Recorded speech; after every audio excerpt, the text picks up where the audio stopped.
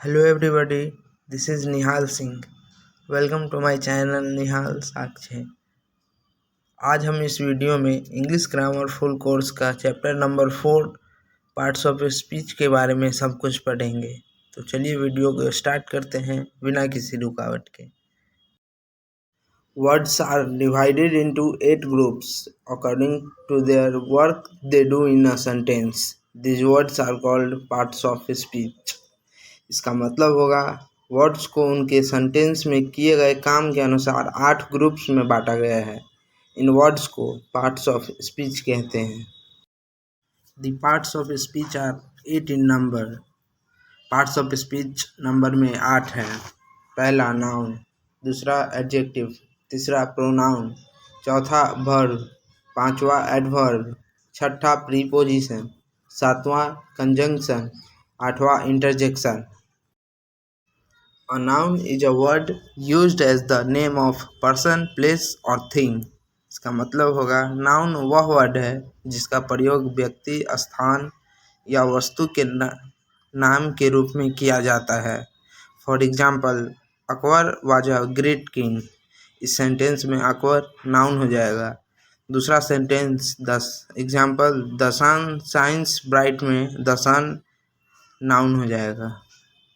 Note: The word thing includes all objects that we can see, hear, taste, touch or smell, and something that we can think of but cannot perceive by the senses. इसका मतलब होगा thing शब्द में वे सभी वस्तुएं शामिल हैं जिन्हें हम देख सकते हैं, सुन सकते हैं, चख सकते हैं, छू सकते हैं या सूंघ सकते हैं, और कुछ ऐसी चीज़ जिसके बारे में हम सोच सकते हैं लेकिन इंद्रियों से नहीं देख सकते हैं।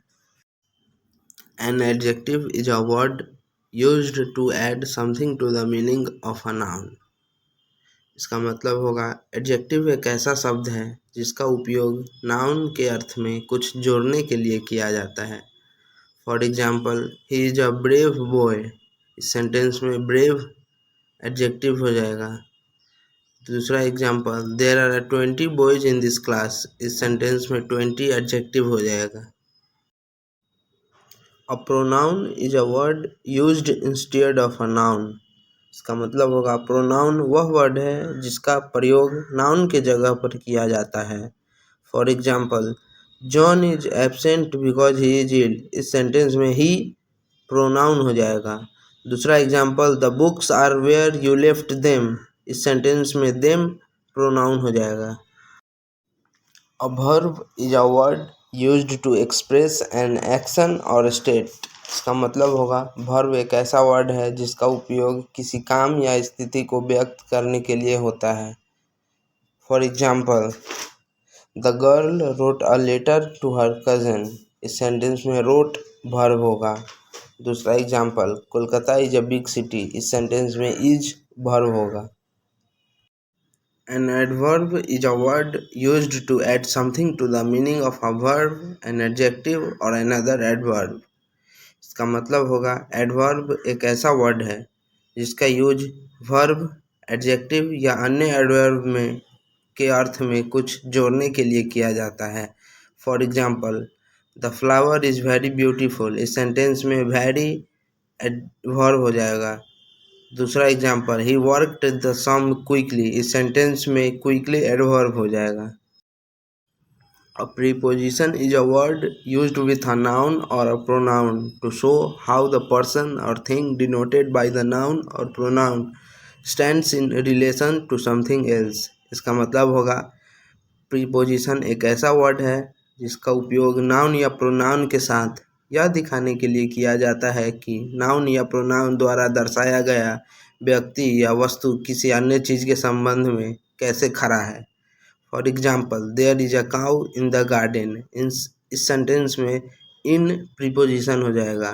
दूसरा example, the girl is fond of music. इस सेंटेंस में ऑफ प्रीपोजिशन हो जाएगा। A conjunction is a word used to join words or sentences. इसका मतलब होगा कंजंक्शन वह वर्ड है जिसका प्रयोग वर्ड्स या सेंटेंसेस को जोड़ने के लिए किया जाता है। For example, Rama and Hari are cousins. इस सेंटेंस में एंड कंजंक्शन हो जाएगा। दूसरा example, I run fast but missed the train. इस सेंटेंस में बट कंजंक्शन हो जाएगा।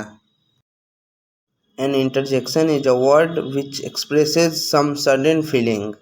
इसका मतलब होगा इंटरजेक्शन एक ऐसा शब्द है जो किसी अचानक भावना को व्यक्त करता है। For example, hurray we have won the game.